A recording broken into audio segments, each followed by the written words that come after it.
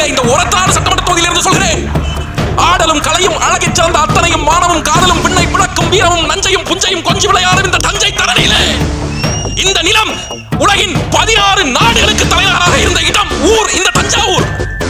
எங்களுடைய வாட்டன், நம்முடைய வாட்டன் ராஜராஜ சோழனும் அவன் மகன் அரசேந்திர சோழனும் கடல் கடந்து படைகட்டி 16 நாடுகளை கைப்பற்றினார்கள். இந்தியா, இலங்கை, மாலத்தீவு, மலேசியா, கம்போடியா உட்பட 16 நாடுகள். அந்த 16 நாடுகளுக்கும் ஒரே தலைநகரம் தஞ்சாவூர். அங்கிருந்துதான் ஆட்சி செய்யப்பட்டது. அந்த தஞ்சாவூரில் அமர்ந்து கொண்டு உலகின் 16 நாடுகளை ஆண்ட ஒரு இனத்தை, அந்த இனத்தில் இருந்து ஆழ்வதற்கு தகுதியற்ற ஒரு தலைவன் இல்லை என்று சொல்லி கருணாநிதியை இங்கே அழைத்து வந்தது யார்? தமிழர் அல்லாத எம்ஜிஆரை இங்கே அழைத்து வந்தவன் யார்?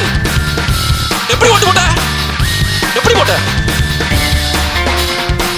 கல்லறில் இல்லாதவர்கள், பறையரில் இல்லாதவர்கள், வன்னியரில் இல்லாதவர்கள், அகமுடையாரில் இல்லாதவர்கள், கோனாரில் இல்லாதவர்கள், தேவேந்திரகுல வேளாளரில் இல்லாதவர்கள், முதலியாரில் இல்லாதவர்கள், செட்டியாரில் இல்லாதவர்கள் எப்படி மலையாள தேசத்தில் இருந்து வந்தார்கள்? எப்படி தெலுங்கு தேசத்தில் இருந்து வந்தார்கள்? எப்படி வந்தா?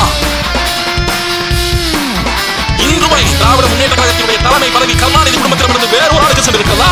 ஏன் அந்த கட்சியிலே தமிழர்கள் இல்லையா? ஒரு தமிழன் திமுகவுடைய தலைவராக கூடாதா? தமிழ்நாட்டில் நீ கட்சி நடத்துவ, தமிழ்நாட்டு மக்கள்கிட்ட ஓட்டு வாங்குவ, ஆனா உன் கட்சியினுடைய தலைமை தமிழனாக இருக்க முடியாது என்றால் நீ என்ன கட்சி நடத்துற?